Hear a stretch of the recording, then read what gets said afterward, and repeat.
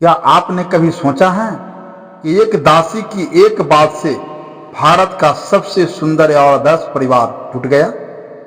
क्या सिर्फ एक मंथला ही थी या उसकी बातों में छिपा कोई और गहरा रहस्य था? आज हम जानेंगे उस स्त्री की कथा जिसने प्रेम में विश्वास करने वाली रानी कैकेयी के मन में शक और छल का ऐसा बीज बो दिया जिसने राम को वनवास और अयोध्या को आंसू दे दिए। यह कहानी सिर्फ नारायण एक अध्याय नहीं है, यह उस मन के मंथरा की कहानी है जो हर इंसान की भीतर छिपा बैठा है। नमस्कार दोस्तों, फिर से एक बार स्वागत है इस पे हिंदी कहानी चैनल में। आज हम लेकर आए हैं एक ऐसी कथा जिसे जानकर आप चौंक जाएंगे। यह सिर्फ एक दासी की कपट की कहानी नहीं है, बल्कि यह उस मनोवृत्ति की पहचान है जो प्रेम और धर्म को भी राजनीति के बलि चढ़ा देती है। तो चलिए शुरू करते हैं आज की कहानी, मंथरा का छल। अयोध्या नगरी में उस सब का माहौल था। राजा दशरथ ने यह घोषणा कर दी थी कि अगले ही दिन उसके सबसे बड़े पुत्र मर्यादा पुरुषोत्तम श्री राम अयोध्या के युवराज घोषित होंगे। सारी प्रजा हर्ष में डूबी थी। बाजे बज रहे थे, दीप जल रहे थे और सबके मन में राम के राज्याभिषेक की कल्पना से उमंगे थे। लेकिन उस दिन रानी कैकेयी के महल में एक साया सरक रहा था। वह साया था मंथरा, एक कुबड़ी दासी जिसकी आंखों में जलन और हृदय में विष था। राम के राज्याभिषेक की बात सुनते ही वह जैसे जल उठी। उसकी चालें धीमी लेकिन सोच बहुत तेज थी। वह सोच रही थी, अगर राम राजा बनेगा तो भरत का क्या होगा और मेरा? मैं तो एक साधारण दासी बनकर रह जाऊं। उसने ठान लिया इस खुशी में आग लगानी है। उसने महल के भीतर कदम रखा जहां कैकेयी अपने श्रृंगार कक्ष में थी और राम के राज्याभिषेक की क्षमता में विभोर थी। मंथरा ने मीठी आवाज में कहा, रानी मां, क्या आपको इतनी जल्दी है राम को राजा बनाने की? कैकेयी ने हंसते हुए कहा, मंथरा, राम मेरा पुत्र है और वह योग्य भी है। जब सारी प्रजा और महाराज दशरथ स्वयं यही चाहते हैं तो मुझे क्यों विरोध करना चाहिए? मंथरा का चेहरा गिरगिट की तरह रंग बदल गया। वह अब रानी के पास बैठ गई और बोली, आपने कभी सोचा जब राम राजा बनेंगे तो आपकी क्या स्थिति होगी? भरत कहां रहेंगे?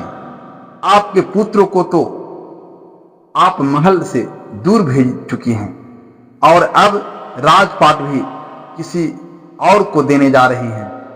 कैकेयी का चेहरा थोड़ा गंभीर हुआ, लेकिन उसने कहा, राम मुझे मां कहते हैं। वह भरत जैसा ही है। राम तो स्वयं राज नहीं चाहते। मंथरा अब चालाकी पर उतर आई। रानी मां, राम चाहे कुछ भी कहे, पर क्या आप नहीं जानती कि कौशल्या अब आपको कभी बराबर नहीं समझेगी? वह तो महारानी बन जाएगी और भरत, वह वन में भी हो तो क्या फर्क पड़ता है? आप ही तो उनकी मां हैं। क्या आप चाहेंगे कि आपके पुत्र को कोई महत्व ही न मिले? कैकेयी अब सोच में पड़ गई थी। उसका हृदय जो राम के प्रेम से भरा था, अब उसमें मंथरा के शब्दों का जहर घुलने लगा था। उसने कुछ नहीं कहा, बस चुपचाप मंथरा को देखती रही। मंथरा ने आग में घी डालना जारी रखा। आप भूल गई वो 2 वरदान जो राजा दशरथ ने आपको कभी दिए थे? क्यों न आज आप वो वरदान मांगे? राम के लिए वनवास और भरत के लिए राज्याभिषेक, यह सुनते ही रानी चौंक गई। तो पागल हो गई है क्या मंथरा? राम को वनवास, वह तो मेरे प्राण है। मंथरा मुस्कुराई। तो फिर देखिएगा रानी मां, कल सुबह जब राम राजा बनेंगे, आप इस महल में अकेली बैठी होगी और कौशल्या अयोध्या की महारानी बनकर आपको आदेश दे रही होगी। आप भरत की मां हैं, आपको उनका भविष्य भी तो देखना चाहिए। कि कई की आंखों में अब हल्का हल्का संयम उतरने लगा था।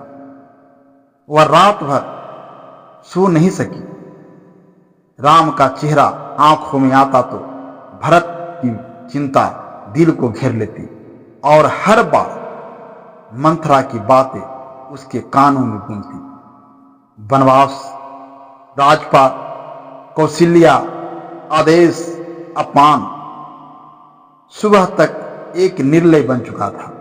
अगले ही दिन जब महाराज दशरथ राम के राज्याभिषेक की तैयारियां में लगे थे कि कई क्रोध और कपट से भरे हुए चेहरे के साथ कोप भवन में जा बैठी। यह वही स्त्री थी जिसने युद्ध में दशरथ के प्राण बचाए थे, लेकिन आज वही स्त्री उनके हृदय को चीरने वाली थी।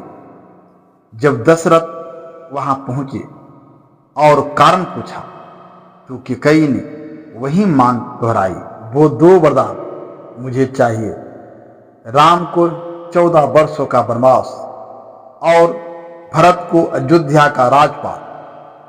दशरथ जैसे पत्थर बन गए, उनकी आंखों में आंसू बहने लगे। यह कैकेयी नहीं थी, यह कोई और थी, लेकिन कैकेयी ने अपना हृदय मंथरा को सौंप दिया। क्या मंथरा के षड्यंत्र से राम वनवास चले जाएंगे? क्या भरत राजगद्दी स्वीकार करेंगे? क्या मंथरा को कभी अपने कर्मों का पछतावा होगा? इन सभी सवालों का उत्तर मिलेगा अगले भाग में, मंथरा का छल भाग 2 में, जहां कहानी और भी गहराई में जाएगी और हम जानेंगे कि कैसे एक इंसान का मन पल भर में परिवर्तन हो सकता है। अगर आपको यह कहानी दिल से अच्छी लगी तो इसे लाइक करें, अपने दोस्तों और परिवार के साथ शेयर करें। और अगर आप भी चाहते हैं कि हम ऐसी ही शुद्ध भावनात्मक और प्रेरणात्मक कहानियां आपके लिए लाते रहें तो कमेंट करके जरूर बताएं और एसपी हिंदी कहानी चैनल को सब्सक्राइब करना न भूलें। धन्यवाद।